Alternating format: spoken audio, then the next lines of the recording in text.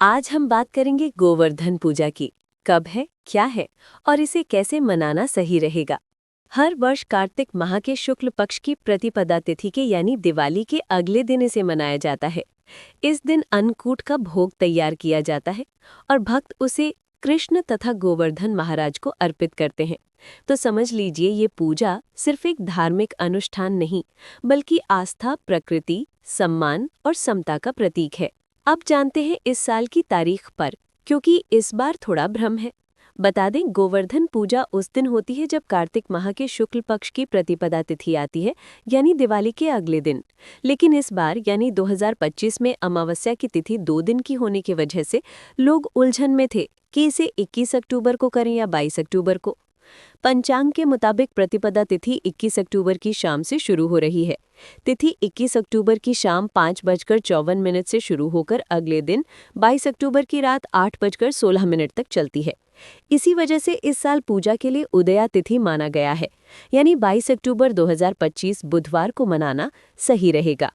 गोवर्धन पूजा 2025 में 22 अक्टूबर को करने की सलाह दी जा रही है। चलिए जानते हैं पूजा करने के शुभ मुहूर्त के बारे में, ताकि आप सही वक्त पर पूजा कर सकें।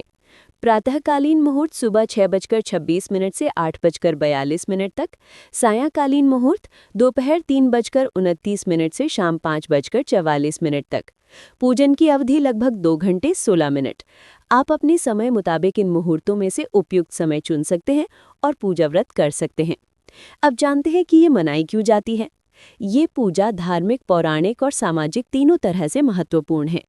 जैसा कि पहले बताया, कृष्ण ने गोवर्धन पर्वत उठाकर ब्रजवासियों की रक्षा की थी। ये भक्ति और ईश्वर भोग का प्रतीक है। अन्नकूट का भोग लगाने का मतलब है धन्यवाद देना, प्रकृति का आभार व्यक्त करना और समृद्धि की कामना करना। सामाजिक रूप से ये पर्व ये संदेश देता है कि बड़े से बड़े देवताओं की स्तुति करना ठीक है। इसके अलावा ये त्योहार आनंद, मिलन जुलन, भोजन, साधना और उत्सव का भी माध्यम है। अब बताते हैं कि कैसे करें पूजा। अगर आप इस पूजा को अपने घर पर मनाना चाहें तो कुछ सरल बातें हैं जिनका ध्यान रख सकते हैं। सुबह या दोपहर में उपरोक्त मुहूर्त के मुताबिक समय चुनें।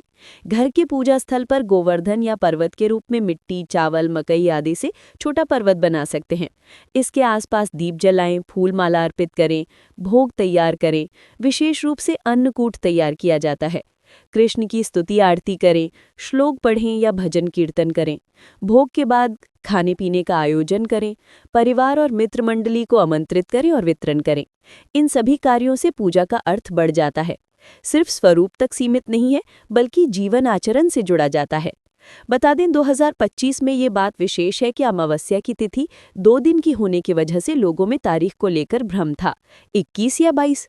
इसलिए पंचांग और ज्योतिषाचार्यों ने उदया तिथि को महत्व दिया। ये जो भी हमने आपको जानकारी दी है, ये मान्यताओं पर आधारित है। तो दोस्तों, आपको ये जानकारी कैसी लगी, कमेंट करके ज़रूर बताएं। धार्मिक और राजनीतिक लेटेस्ट न्यूज़ के लिए बने रहें हमारा साथ। जय श्री कृष्ण।